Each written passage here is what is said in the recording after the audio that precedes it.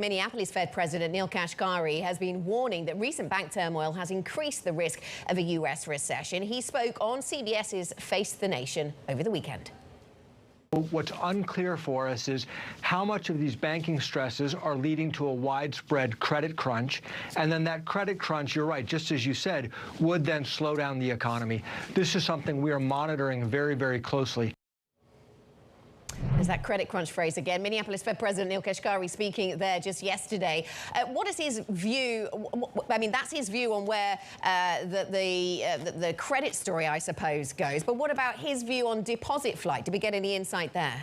He was a bit more positive about it, echoing the similar comments we heard from Powell and from Bostic on Friday, saying that the deposit outflows seem to have slowed down. Now, I think the positivity around these comments we heard from him yesterday is allowing the two-year yield to rise overnight, as we maybe think that the regional bank worries will quickly be over and we'll be back to thinking about how high and how quickly the Fed's going to hike rates into restrictive territory.